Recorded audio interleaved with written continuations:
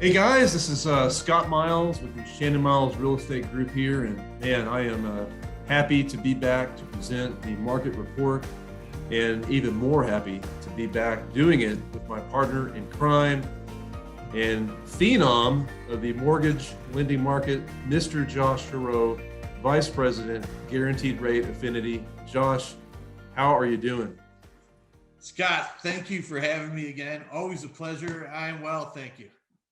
Well, it was so much fun last time, and we got a really good selection of comments, and folks really found that informative. They really liked your contribution, and it's just, man, this is great. It's a lot of fun having you, and who knows, maybe we can do this more regularly. But I would really like to hear your thoughts again, because it's funny. We just had on our last market report our segment that was really coming from that angle of what just happened with the Federal Reserve. And so you've already got a crazy market. It's getting crazier. And then when you bring the Fed into it, it's like, man, this is just, it's all over the place. So here we are, we're approaching March this week. And this past Friday, we just had another Federal Reserve statement.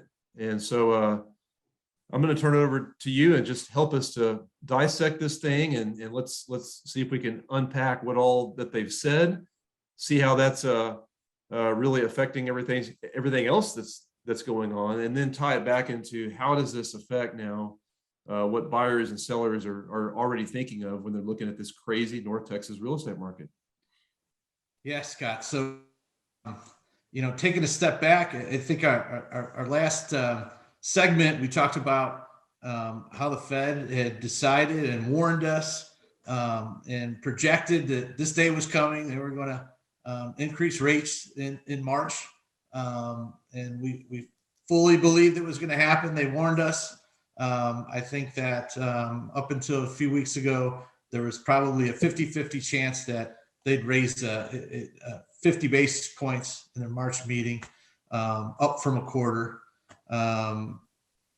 Friday, we had personal consumption expenditure, which is a closely watched figure that really came in hot once again, highest level in almost 4 decades, inflationary level. So that being said, we really thought that they were going to be on a straight trajectory to raise rates, and thus we have the invasion of Ukraine by Russia that really throws things into some uncertainty.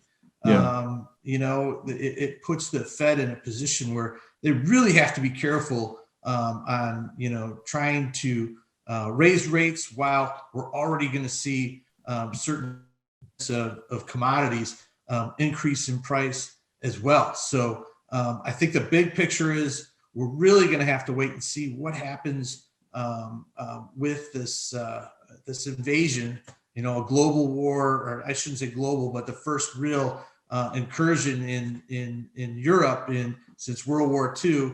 What kind of effect is that going to have here domestically? We're going to have to wait and see and see, really pay close attention to the Fed statement in March to see how it's going to have an effect on us. So Josh, yeah, this is crazy, because when you recap what's going on right now, and then you start thinking about, well, where we are now, we're going into a traditional period in the market.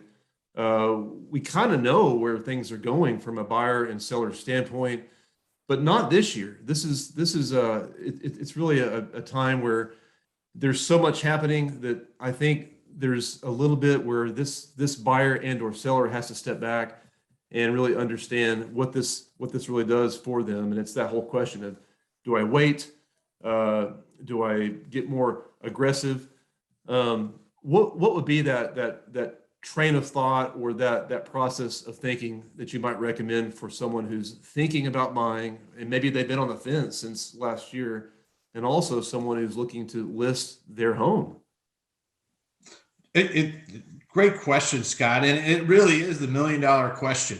I think that, if you're a buyer and you are depending or waiting on prices to drop based on higher interest rates, Historically, we've only seen that happen one time, and that was during the meltdown, where ultimately higher rates created more inventory. This time around, we're just not seeing the same prospects of that happening. Properties have a much more equity in them this time around, and we have not nearly anywhere near the same foreclosure level and default level, for that matter, as 2008. So ultimately, I think we really have to see scale up to see some large scale selling. Nationally, we're still short 4.5 million units. So demand is going to stay intact nationally until we see some other changes. Some other changes for buyers that might be on the fence. They may have to wait around to see if we go into a recession or jobs or employment becomes an issue. But taking a snapshot right now of North Texas real estate, it's still a great time to be a buyer. In my opinion, that rates are still historically low. We're still going to have competition. There's just not enough units out there. There's not enough inventory to go around. But if you're borrowing money, there are a few different ways to be more competitive in this marketplace, Scott. One thing I always say, I'm encouraging all of my borrowers that I have pre-approved to go ahead and get underwritten up front to make that offer competitive with cash. There's really no good reason not to do so in this environment, as competitive as it is. That's a great idea. And it sounds like there's really a lot of good potential right now to still pursue that home of your dreams if you're a buyer. You talked about the rates, still a great time to buy. You talked about a strategy that you would offer. That's a great idea. There's still a lot of hope. There's no reason for folks to get down right now. And then on the flip side, the sellers should really feel comfortable because we're going into that traditional part of the year where there's a little bit more inventory, and you did touch on this a little bit, but at the same time, the demand's still going to be there. The demand's there for all those same reasons that buyers are still going to be active. So it's still a really good time. I think that little bit of extra caution though is I'll call it a healthy sense of urgency is really just, hey, if you're a seller, great time to get out there, put your listing out there, and then the buyer, it's a great time to put your hat in the ring. And so yeah, we'll keep a close eye on this crazy market. But here in North Texas, the Prosper, the Frisco, the Salina area, there's still a lot going on. It's still a great time to be taking a look at the North Texas area.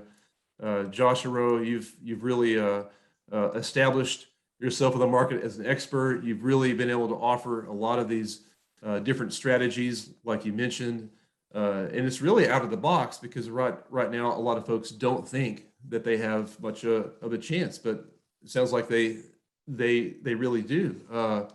Is there anything that you might encourage folks to do if they're thinking about picking up the phone and giving you a call? Is there anything that they need to have ready to go, or?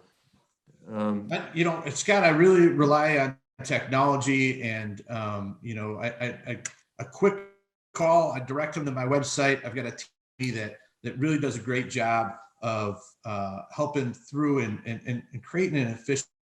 That's going to help in this quick marketplace.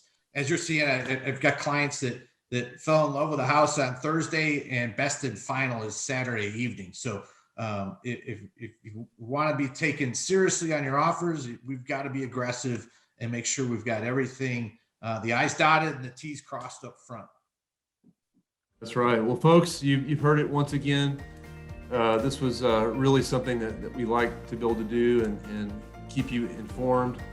Lots of things are changing, but man, it's still a very exciting time in the real estate market, especially here in North Texas. Please feel free to reach out to us, to Shannon, or to myself, and we've got a perfect contact here that we can certainly recommend that you get hooked up with. Josh has mentioned how we can do that.